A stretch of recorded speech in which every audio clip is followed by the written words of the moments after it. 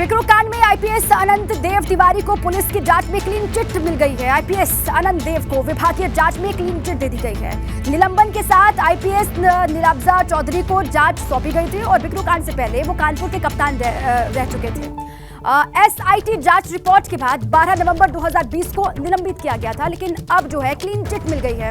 IPS अनंत देव DIG STF दिसंबर 2023 में retire होंगे और इसी बीच में ये बड़ी खबर उनको क्लीन चिट मिलने की है। बिकरू कांड में आईपीएस अफसर अनंत देव तिवारी को पुलिस की जांच में क्लीन चिट मिल गई है, यानी कि पुलिस की जांच में वो साफ पाए गए। आईपीएस अनंत देव को विभागीय जांच जो चल रही थी उसमें क्लीन चिट मिलने की बड़ी जानकारी इस वक्त मिल रही है। निलंबन के साथ आईपीएस नीलाब्जा चौधरी को जांच सौंपी गई थी और अब इस जांच में बिकरू कांड के दौरान कानपुर के एसएसपी थे अनंत तिवारी, ये कहा जा रहा है, लेकिन अब उनको अनंत देव अब उनको राहत मिलती हुई दिखाई दे रही है। लखनऊ से मिल रही बड़ी खबर के साथ आंतरिक सर्वे ने बढ़ाई भाजपा की टेंशन। आंतरिक सर्वे में कई जीती हुई सीटें रेड जोन में पाई गई हैं और उपचुनाव में जीती रामपुर और आजमगढ़ सीट भी रेड जोन में है। पश्चिमी यूपी की कई सीटों पर भाजपा को खतरा दिखाई दे रहा है। आंतरिक सर्वे बीजेपी करवा रही है और ये कहा जा रहा है कि इससे टेंशन बढ़ सकती है। इस सर्वे में कई जीती हुई सीटें रेड जोन में दिखाई दे रही हैं। उपचुनाव में जीती हुई रामपुर और आजमगढ़ सीट भी रेड जोन में है। पूर्वांचल की सीटों की कई जगहों पर कमजोरी देखी गई है। पश्चिमी यूपी को लेकर भी कहा जा रहा है कई सीटों पर भाजपा को खतरा है और साथ ही 2019 में भी जीती हुई सीटों पर भाजपा को खतरा दिखाई दे रहा है। लगातार 2024 के चुनाव को लेकर तैयारी और इसीलिए आंतरिक सर्वे करवाया गया। लगातार ये सर्वे जारी है और इसी बीच में खबर टेंशन बढ़ाने वाली है बीजेपी के लिए कि कई जीती हुई सीटों पर भी स्थिति खराब दिखाई दे रही है। और देखिए भगवा सर्वे की चौंकाने वाली रिपोर्ट क्या कहती है। भाजपा के आंतरिक सर्वे में जीती हुई कई सीटें रेड जोन में हैं और 2019 में जीती फिरोजाबाद, बदायूं और इटावा सीट रेड जोन में दिखाई दे रही है। उपचुनाव में जीती रामपुर, आजमगढ़ लोकसभा सीट पर भी खतरा मंडराता हुआ दिखाई दे रहा है। पश्चिमी यूपी की मुरादाबाद, संभल, रामपुर, नगीना सीट पर भी खतरा बढ़ता हुआ दिखाई दे रहा है। और आंतरिक सर्वे में बिजनौर और मैनपुरी को लेकर भी जानकारी है कि इन दोनों ही सीटों पर भी खतरा है बीजेपी के लिए। पूर्वी उत्तर प्रदेश की Ghosi, Lalganj, Azamgarh, Ghazipur seat red zone में है और इसके अलावा देखिए आप जौनपुर, श्रावस्ती, अंबेडकर नगर की सीट पर भी खतरे के संकेत मिलते हुए बीजेपी को दिखाई दे रहे हैं। इसके अलावा भाजपा गठबंधन ने 2019 में 62 सीटों पर जीत हासिल की थी। अब देखिए 62 सीटें तो जितनी ही हैं, लेकिन 80 की 80 सीटों को जीतने का टारगेट है। लेकिन अगर जीती हुई सीटों पर ही रेड जोन में स्थिति दिखाई देगी तो फिर खतरा और बढ़ जाता है, चुनौती और बड़ी हो जाती है। आइए सीधे लखनऊ आपको लिए चलें। शैलेश अरोड़ा मेरे साथ ही जुड़ चुके हैं, उन्हीं का रुख कर लेते हैं। शैलेश, आंतरिक सर्वे बीजेपी कर रही है और उस आंतरिक सर्वे में कहां से जो रेड जोन है उसकी खबर, कहां पर खतरे की घंटी बजती हुई दिखाई दे रही है, कहां पर खतरा मंडराता हुआ दिखाई दे रहा है, वो पूरी जानकारी हम दे रहे हैं। आप बताएं जरा विस्तार से, ये पूरा सर्वे बीजेपी के लिए कैसे परेशानी का सबब हो सकता है। शैलेश। देखिए 24 के चुनाव के पहले लगातार भाजपा कई स्तर पर अपने सर्वे करा रही है। उसके पीछे उद्देश्य की जब तस्वीर साफ होगी उसी के हिसाब से रणनीति बनाई जाएगी। और जैसे हमने पहले बताया था कि जो एक सर्वे में रिपोर्ट आई कि अगर भाजपा जो है सुभाषपा के साथ यानी ओम प्रकाश राजभर के साथ गठबंधन करती है तो पूर्वांचल की 6 सीटों पर करीब फायदा होगा। और इसी से जुड़े एक सर्वे में भी आया है कि जो उत्तर प्रदेश में कुछ सीटें हैं जिनको रेड जोन में पार्टी ने रखा है, उसमें सिर्फ वो सीटें नहीं है जो अभी फिलहाल हारी हुई है भाजपा, बल्कि इसके अलावा भी कई ऐसी सीटें हैं जहां पर लड़ाई मुश्किल हो सकती है, जिसको लेकर भारतीय जनता पार्टी जो है वो रेड जोन में मानते हुए अपनी तैयारी करने जा रही है, रणनीति बनाने जा रही है। जैसे अगर आप बात करें इस समय 14 सीटें तो देखिए ऐसी हैं जो भाजपा के हाथ में ही नहीं है फिलहाल, जहां पर कमल खिला ही नहीं है, तो उन सीटों को तो पहले से देखिए वो रेड जोन में मानते हुए चल रही है। 2 सीटों की और बात करते हैं, रामपुर की, आजमगढ़ की। वो उपचुनाव में भाजपा जीत भले ही गई थी लेकिन अभी भी उनको रेड जोन में मान रही है कि अगर इन सीटों पर अभी मेहनत करना जरूरी है, तो इसको लेकर अलग तैयारी। इसके अलावा कुछ सीटें हैं जो बहुत कम मार्जिन से भारतीय जनता पार्टी जीत पाई थी, तो उन सीटों, जो इसमें पश्चिमी यूपी की भी सीटें हैं, तो उन सीटों को लेकर भी भारतीय जनता पार्टी ये मान रही है कि वो रेड जोन में, यानी इस तरह से अगर हम कुल सीटों का आंकड़ा ले तो लगभग वो 20 से 21 सीटें होती हैं। उत्तर प्रदेश में कुल सीटें हैं 80,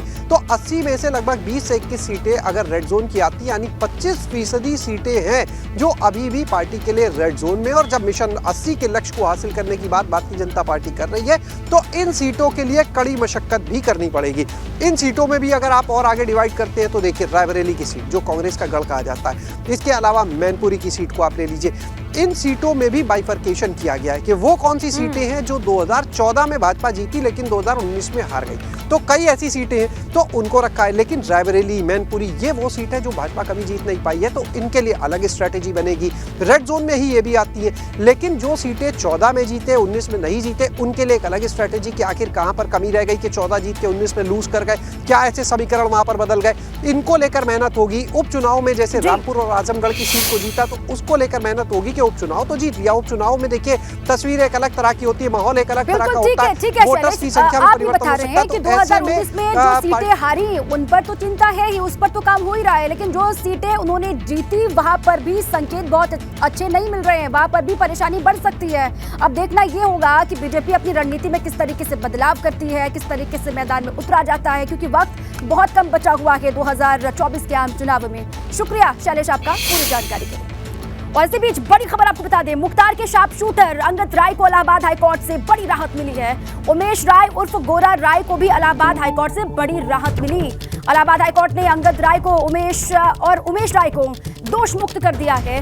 बहुचर्चित राजेंद्र राय हत्याकांड में 16 साल से सजा काट रहे थे दोनों ही, उमेश राय और अंगद राय, लेकिन दोनों को दोष मुक्त कर दिया गया है, बड़ी राहत है। इलाहाबाद हाईकोर्ट ने जिला अदालत की सुनवाई सजा रद्द की। और इसी पर प्रयागराज से मेरे साथी मोहम्मद मोइन जुड़ चुके हैं अधिक जानकारियों के साथ। मोइन, ये तो बड़ी राहत है, उमेश राय और अंगद राय को 16 साल से सजा काट रहे थे, लेकिन अब इलाहाबाद हाईकोर्ट ने कह दिया कि आप दोष मुक्त हैं। मोइन, देखिए, ये दोनों जो आरोपी थे ये मुख्तार अंसारी के बेहद करीबी थे, और खासकर जो अंगद राय है उसे मुख्तार अंसारी का शार्प शूटर कहा जाता था। एक पुराना मामला था जिसमें राजेंद्र राय नाम के एक शख्स की हत्या हुई थी। उस मामले में इन दोनों को दोषी ठहराया गया था। तकरीबन 16 सालों से जो है ये लोग जेल में थे, और अब इलाहाबाद हाईकोर्ट में जब ये मामला आया तो अदालत ने पूरे मामले में सुनवाई की, और सुनवाई करने के बाद जो है अपना फैसला सुनाते हुए इन दोनों को बरी कर दिया है। यानी 16 साल के बाद अब ये दोनों जो आरोपी हैं ये जेल से बाहर आ सकेंगे। राजेंद्र राय हत्याकांड में जो है इन दोनों को दोषी करार दिया गया था, सजा सुनाई गई थी, लेकिन 16 साल के बाद इन्हें बड़ी राहत मिली है। हालांकि अंगद राय के खिलाफ पुलिस ने एक एक्शन लिया हुआ है, लेकिन इसी बीच उसे राहत मिली है और इलाहाबाद हाईकोर्ट ने दोष मुक्त कर दिया है, बरी कर दिया है। और उम्मीद ये जताई जा रही है कि अगर कोई दूसरा मामला नहीं होता है तब ये दोनों जो आरोपी हैं वो जेल से बाहर आ सकेंगे। ठीक है, शुक्रिया मोइन पूरी जानकारी के लिए। गाजियाबाद के नगला गांव में मारपीट की जानकारी है। महिला को ससुराल पक्ष ने जमकर पीटा। थाना भोजपुरा क्षेत्र के गांव नगला बैर का ये मामला, जहां पर नगला गांव में मारपीट की जानकारी, तस्वीर भी वहां से आ रही है सामने। महिला को ससुराल पक्ष ने जमकर यहां पर पीटा। अब क्या वजह यहां पर रही मारपीट की, ये साफ होनी बाकी है, लेकिन किस तरीके से वहां पर लोग इकट्ठा होकर के ससुराल पक्ष के लोग बताए जा रहे हैं। महिला को ससुराल पक्ष के लोगों ने इस तरीके से वहां पर पीटा।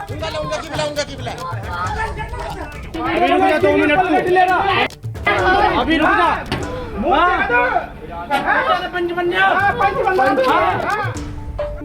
ग्रेटर नोएडा से खबर, बिजली विभाग के दफ्तर पर लोगों का हंगामा। बिजली विभाग की लापरवाही पर जमकर हंगामा किया। बिजली की तार गिरने से मवेशी की मौत यहां पर हुई। किसान ने भागकर अपनी जान बचाई और लोग अब गुस्से में दिखाई दे रहे हैं। बिजली विभाग के ऑफिस पहुंचे और वहां पर इस तरीके से नारेबाजी की, हंगामा किया। बिजली विभाग की लापरवाही पर ये नाराज हैं, आक्रोशित हैं और इतनी बड़ी संख्या में इकट्ठा हुए बिजली दफ्तर के बाहर और वहां पर नारेबाजी की। बिजली के तार गिरने से मवेशी की जान यहां पर गई और साथ ही किसान ने भागकर जान बचाई, ये कहा जा रहा है, जिसके बाद से इनका गुस्सा सातवें आसमान पर। अभी तो नहीं अंगड़ाई है, सोरेन प्रधान तुम संघर्ष करो, सोरेन प्रधान तुम संघर्ष करो। तो नारेबाजी किस तरीके से यहाँ पर कर रहे हैं लोग, आप देखिए बिजली विभाग के दफ्तर के बाहर इनकी मौजूदगी है, वहां पर पहुंचे हुए हैं और बिजली विभाग की लापरवाही को लेकर नारेबाजी कर रहे हैं। जय जवान। बांदा से खबर, बांदा जेल में बंद बाहुबली मुख्तार अंसारी बेबस हो चुका है। एमपी एमएलए कोर्ट में वीडियो कॉन्फ्रेंसिंग के जरिए बाहुबली मुख्तार अंसारी की पेशी हुई और इस दौरान विशेष सत्र न्यायाधीश कमलकांत श्रीवास्तव के सामने मुख्तार अंसारी ने गुहार लगाई। जेल में खाने पीने का सामान मुहैया करवाने की अपील की है मुख्तार अंसारी ने। साथ ही कहा कि कुरकुरे बिस्किट भी भिजवा दीजिएगा। आपको बता दें कि बांदा से मुख्तार अंसारी के अधिवक्ता नसीम हैदर भी कोर्ट में उपस्थित थे और इस दौरान मुख्तार ने गुहार लगाई कि मेरे वकील के जरिए खाने पीने का जरूरी सामान भिजवाने का आदेश कर दिया जाए। तो बांदा जेल में बाहुबली मुख्तार अंसारी बंद वो बेबस दिखाई दे रहा है। एमपी एमएलए कोर्ट में मुख्तार अंसारी ने गुहार लगाई है कि खाने पीने का सामान तो कम से कम मुहैया करवाया जाए। क्या बिस्कुट और केला फिर मांगा है क्या? नहीं, घरेलू सामान, खाने पीने का सामान जो जेल राज्य सरकार को उपलब्ध कराना चाहिए उपलब्ध नहीं करा पा रही है। बुजुर्ग आदमी है तो इस वजह से वो तमाम सारे चीज़ें, फल और आपके खाना पीना ये बीमार चल रहे हैं उस हिसाब से। और वैसे राज्य सरकार को तमाम सारी सुविधाओं का उनके ध्यान रखना है। अच्छा, बिस्कुट जो मांगे कोई स्पेशल बिस्कुट है क्या? नहीं, कोई स्पेशल बिस्कुट नहीं, सामान बिस्कुट खाते हैं। राजधानी लखनऊ से बड़ी खबर है। लखनऊ के गोमती नगर पुलिस की दबंगई सामने आई है। पीड़ित को ही मारते हुए सीसीटीवी में कैद पुलिस हो गई है। गोमती नगर पुलिस ने से इंसाफ की गुहार लगाना पीड़ित को महंगा पड़ गया। दबंगों के खिलाफ गोमती नगर थाने में एफआईआर करवाना पीड़ित परिवार को भारी पड़ गया। यहाँ पर एफआईआर लिखवाने के बाद दबंगों के साथ पुलिस भी समझौता करवाने के लिए दबाव बनाने लगी। विशालखंड के दबंग ओम यादव पर पीड़ित को एफआईआर दर्ज करवाना भारी पड़ा। पीड़ित ने पुलिस पर ही थाने ले जाकर मारपीट का आरोप लगाया और पुलिस की पिटाई के चलते पीड़ित को गंभीर चोटें आई हैं। ये कहा जा रहा है पुलिस से इंसाफ की गुहार लगाना पीड़ित को महंगा राजधानी लखनऊ में पड़ रहा है।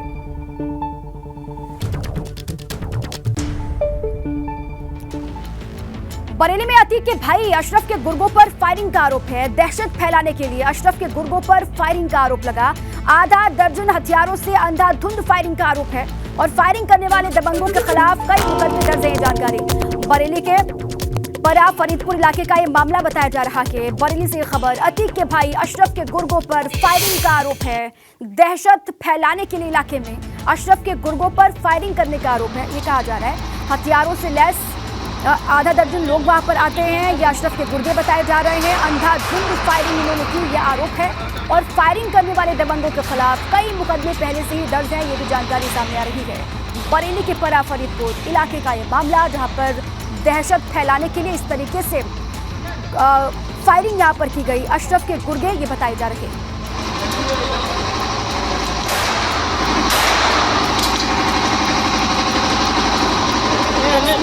तस्वीरें आप देख रहे हैं इस वक्त। दहशत फैलाने के लिए इस तरीके से अशरफ के गुर्गों पर यह आरोप है कि यहाँ पर अंधाधुंध फायरिंग की गई। जो लोग इस तस्वीर में दिखाई दे रहे हैं, वीडियो में दिखाई दे रहे हैं, उनके खिलाफ ये कहा जा रहा है कि पहले से ही कई मामले दर्ज हैं और दहशत इलाके में बनी रहे इसलिए फायरिंग इन्होंने की, ये आरोप है। अशरफ के गुर्गों पर फायरिंग करने का आरोप और जो वीडियो है फायरिंग का वो आपको हम दिखा रहे हैं। गली मोहल्लों में भी दहशत फैलाने की ये कोशिश कर रहे थे।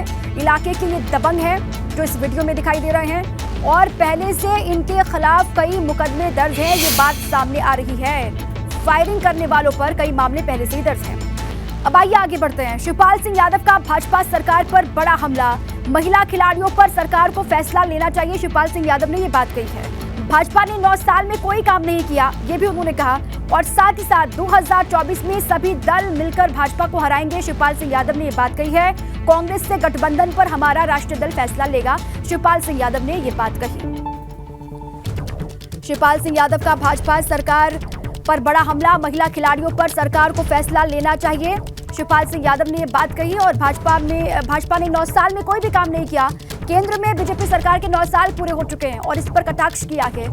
भाजपा ने 9 साल के दरमियान कोई काम नहीं किया, शिवपाल सिंह यादव ने ये बात कही और 2024 में सभी दल मिलकर के भाजपा को हराएंगे, ये भी कहा है। और कांग्रेस के साथ में गठबंधन होगा समाजवादी पार्टी का या फिर नहीं, इसको लेकर राष्ट्रीय दल हमारा फैसला लेगा, शिवपाल सिंह यादव ने ये बात कही है।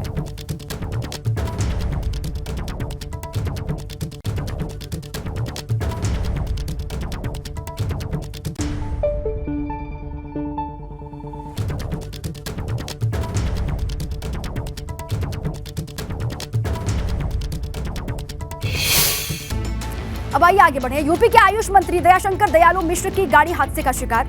बलिया जाते वक्त महाराजगंज के पास गाड़ी का एक्सीडेंट हुआ और सड़क हादसे में बाल बाल बचने की जानकारी है। आयुष मंत्री दयाशंकर दयालु सुरक्षित हैं।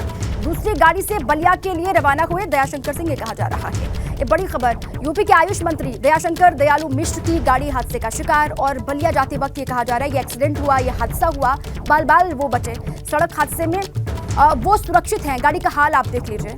और दूसरी गाड़ी से ये कहा जा रहा है कि इस क्षतिग्रस्त गाड़ी को यहीं पर छोड़ करके दूसरी गाड़ी से वो फिर रवाना हुए बलिया के लिए। फतेहपुर से खबर है। फतेहपुर में चलते ट्रक में भीषण आग लगी। ड्राइवर क्लीनर ने ट्रक से कूदकर जान बचाई, ये जानकारी मिल रही है। ट्रक में आग लगने की वजह साफ नहीं है। फतेहपुर में चलते ट्रक में अचानक से भीषण आग लगी, जिसकी तस्वीर आप देख रहे हैं। राहत वाली बात यह है कि ड्राइवर और क्लीनर ने कूदकर अपनी जान बचा ली। ये बड़ी जानकारी इस वक्त फतेहपुर से है। ट्रक में आग लगने से हड़कंप और ट्रक किस तरीके से आग का गोला बीच सड़क पर बनी, ये पूरी तस्वीर आपके सामने। ड्राइवर और क्लीनर इस ट्रक में मौजूद थे, लेकिन आग लगते ही कूदकर उन्होंने अपनी जान बचा ली। लेकिन किस वजह से ये आग लगी अभी तक कारण साफ नहीं है और ट्रक जल करके राख यहाँ पर हो गया। प्रयागराज से कानपुर की तरफ ये ट्रक जा रहा था, ऐसी जानकारी है। तो ट्रक में आग लगने से हड़कंप। एक्सक्लूसिव ये तस्वीर, बीच सड़क पर आग का गोला बन गई ट्रक। दो तस्वीर आपको दिखा रहे हैं। पहली तस्वीर कौशाम्बी की है, जहां एक ट्रक में भीषण आग लगी, और दूसरी तस्वीर है फतेहपुर की, जहां पर एक कंटेनर में अचानक से आग लगी। दोनों ट्रकों में आग लगने की वजह साफ नहीं है, लेकिन दोनों ट्रक जलकर राख हो गए हैं, आप देख पा रहे हैं। इस तरीके से आग का गोला दोनों ही जगहों पर ट्रक बने हैं। ये दो तस्वीरें, एक कौशाम्बी और एक फतेहपुर की तस्वीर है। दोनों ही जगहों पर आग लगने की वजह क्या रही ये साफ नहीं, लेकिन जान का कोई नुकसान नहीं हुआ। ट्रक पूरी तरीके से जलकर राख हो गया। बीच सड़क पर कौशाम्बी और फतेहपुर की तस्वीर आपने देखी। देखिए, एनआरआईज की बहुत इच्छा है कि अपने गांव में अपने दादा के नाम पर, अपने फादर के नाम पर कुछ करें। बहुत सारे लोग स्टेडियम में इंटरेस्टेड हैं, लाइब्रेरी में हैं, स्कूल्स में, कॉलेजेस में इंटरेस्टेड हैं, क्योंकि आपकी सरकार पे यकीन है। वो जानते हैं कि पैसा लगाएंगे वो सही जगह सही हाथों में पहुंचेगा, डेवलपमेंट होगा। तो आपकी वजह से कॉन्फिडेंस बहुत है लोगों में और वो दिलो जान से इसमें इन्वेस्ट करना चाहते हैं। देखिए, इसमें खेल के कार्यक्रम तो आप कर ही सकते हैं, stadium, mini stadium, open gym. गांव में एक चीज और हम देखते हैं, एक कार्यक्रम हमारा वर्तमान में चल ही रहा है, ऑपरेशन कायाकल्प। बेसिक शिक्षा परिषद के स्कूलों में हमने वहां की पूरी व्यवस्था को चेंज किया है। अच्छा फर्नीचर दिया है, अच्छी फ्लोरिंग बनाई है, वहां पे अच्छी व्यवस्था उस संस्थान की तैयार करके रखी है। गांव में एक चीज की कमी अभी भी दिखती है। यद्यपि हमारे अब तक गांव में सभी 56,000 से अधिक ग्राम पंचायतों में ग्राम सचिवालय बन चुके हैं, लेकिन फिर भी सार्वजनिक कार्यक्रमों के लिए, शादी ब्याह है, कोई मांगलिक कार्यक्रम है या कोई गांव की बड़े आयोजन करने हो, तो ग्राम पंचायत स्तर पर कोई कन्वेंशन सेंटर का, जिसमें 400, 500, 1000 लोग बैठ करके किसी भी मौसम में कार्यक्रम को कर सकते हैं। और इस योजना में पूरी ग्राम पंचायत, अगल बगल के लोग लाभान्वित होंगे। खर्चा बहुत नहीं आना है, 60% पैसा आपको देना है, जमीन सरकार को देना है, 40% पैसा सरकार देगी। और कन्वेंशन सेंटर जिसके नाम पर आप बनवाएंगे, उनका नाम हम उसमें एक पट्टिका में जरूर उसमें लगा करके कर देंगे इनके सहयोग से। देखिए, जमीन सरकार देगी,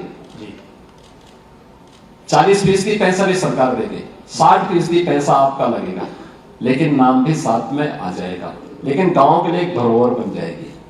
मुख्यमंत्री जी, तो पहला अकाउंट तो मैं ही खोलना चाहूँगा अपने नाम से, और इस योजना को सबसे पहले मैं शुरू करना चाहूँगा। और ये मेरा सौभाग्य है कि मैं यहाँ हूँ, और आप समझिए पहला इन्वेस्टमेंट तो मेरे से शुरू होता है।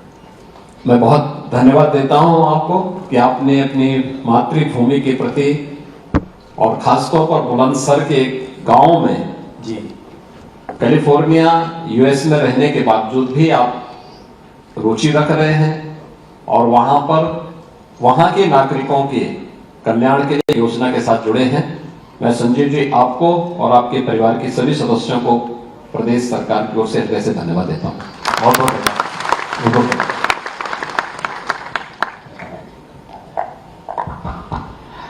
बहुत बहुत धन्यवाद संजीव राजौरिया जी, आपने एक बहुत बड़ा इनिशिएटिव लिया है अपनी मातृभूमि के लिए। और अब हमारे साथ जुड़ रहे हैं श्री विवेक चौधरी जी, कैलिफोर्निया, यूएसए। विवेक जी नमस्ते। नमस्ते मुख्यमंत्री जी, आप कैसे हैं? हम बढ़िया हैं। आप कैसे हैं? मैं बिल्कुल ठीक हूँ। आप कैलिफोर्निया कब से रहते हैं? जी कैलिफोर्निया मतलब 23 साल हो गए। ओह, परिवार भी आपका वहीं रहता है? हाँ जी। उत्तर प्रदेश में कहाँ के आप रहने वाले हैं? मोदी नगर। अच्छा, बहुत सुंदर। तो आप जो है इस योजना के बारे में पहले से जानकारी रखते हैं? जी मेरे को कुछ दिन पहले जानकारी दी संजीव जी ने, काफी एक्साइटेड हूँ मैं इस योजना को लेके। हाँ जी, काफी समाज में इच्छा थी कुछ करने की, तो ये अच्छी अपॉर्चुनिटी है। हाँ देखिए, मैं सबसे पहले तो आप लोगों का अभिनंदन करता हूं कि आप लोगों ने उत्तर प्रदेश में रुचि ली। उत्तर प्रदेश के विकास में योगदान देने के लिए आप लोग तत्पर हुए हैं। अभी पिछले दिनों लगभग 6 माह पूर्व हमारी मंत्रियों की टीम भी गई थी। उन्होंने दुनिया के अलग अलग देशों का दौरा किया था और मुझे जानकर बहुत प्रसन्नता हुई कि देश के भी और खासतौर पर उत्तर प्रदेश से जो लोग भारत के बाहर रहते हैं उन लोगों का उत्तर प्रदेश के प्रति बहुत सकारात्मक भाव है और उत्तर प्रदेश के प्रति नई रुचि जगी है। आपने इसमें रुचि ली है तो मैं आपका अभिनंदन करता हूं। किस कार्य में आप मातृभूमि योजना के साथ जुड़ना चाहते हैं? ये कार्य तो बहुत है, जैसे कन्वेंशन सेंटर बताया आपने। हाँ, ओपन जिम, स्कूल, एक गांव में जो मैंने देखा है, हाँ जी, प्रिवेंटिव केयर हाँ की भी कमी होती है, तो कभी लाइक डिस्पेंसरी सेटअप कर देना, हाँ, उसका अरेंजमेंट करना, तो ऐसी छोटी छोटी चीजें वहाँ के लोगों को काफी अच्छा प्रयास हो सकता है इस मामले में। देखिए, इसमें हमारी सरकार एक कार्य कर रही है और वह है सुदूर ग्रामीण क्षेत्र में चिकित्सक अक्सर होता है कि नहीं जा पाते हैं, उसको हमने टेली कंसल्टेशन के लिए हेल्थ एटीएम लगाने की कार्रवाई प्रारंभ की है। यानी गांव में बैठा हुआ व्यक्ति भी बड़े से बड़े चिकित्सक से जानकारी लेकर के कंसल्टेशन कर सकता है और उसे इस योजना का लाभ मिल सकता है। एक हेल्थ एटीएम 60 प्रकार की जांचें दे रहा है और हर प्रकार की जांचों की व्यवस्था फिर प्रिस्क्रिप्शन डॉक्टर लिख के भेज देगा, दवा उसको गांव में ही उपलब्ध हो जाएगी। एक बहुत अच्छी योजना है, इसको उत्तर प्रदेश सरकार बहुत अच्छे स्तर पर आगे बढ़ाना चाहती है। हम प्रयास करेंगे। पहले चरण में हम लोगों ने हेल्थ पीएचसी जो हमारे प्राथमिक स्वास्थ्य केंद्र होते हैं उनमें इसको लगाने की कार्रवाई ग्रामीण क्षेत्र में हम करने जा रहे हैं। सेकेंड फेज में हमारा प्रयास होगा कि जितने ग्राम सचिवालय हैं उस ग्राम सचिवालय में एक किसी कंप्यूटर ऑपरेटर को या किसी एक व्यक्ति को हम इसमें ट्रेन करके हर ग्राम सचिवालय में भी हेल्थ एटीएम के साथ अगर जोड़ देंगे तो गांव-गांव में लोगों को स्वास्थ्य की बेहतरीन सुविधा उपलब्ध हो जाएगी और जो चिकित्सालयों में आवश्यक भीड़ होती है, सामान्य सर्दी जुकाम वायरल फीवर है, इसका उपचार गांव में ही हो सकता है, लेकिन लोगों को जानकारी नहीं, इसलिए हॉस्पिटल में लोग लंबी लाइन में खड़े होते हैं। एक उनको परेशानी होती है दूर जाने में, दूसरा जो गंभीर मरीज होते हैं उनके समय में भी कटौती होती है। तो इसमें भी अगर आप लोग सहयोग कर पाएंगे तो हमें प्रसन्नता होगी। आपने देखा होगा कि यहाँ पे सरकारें पूरी मजबूती के साथ इन कार्यक्रमों के साथ जुड़ना चाहती है और अपने नागरिकों को अपने प्रदेश के साथ, अपनी मातृभूमि के साथ जोड़ने के लिए इस योजना को यहाँ पे आज लॉन्च किया जा रहा है। आपने विवेक जी रुचि ली है, आपको मैं हृदय से धन्यवाद देता हूं और उत्तर प्रदेश के प्रति आपकी जो ये रुचि है ये बहुत सारे लोगों को प्रेरित करेगी, प्रोत्साहित करेगी। बहुत बहुत धन्यवाद आपको। धन्यवाद। बहुत बहुत धन्यवाद। ये ऐसी योजना जिसमें हर किसी की भागीदारी हो। तो तो मातृभूमि योजना का आगाज किया है सीएम योगी आदित्यनाथ ने, और एनआरआई जो जुड़े हुए हैं इस पूरे ही योजना में, उनसे वो संवाद कर रहे थे।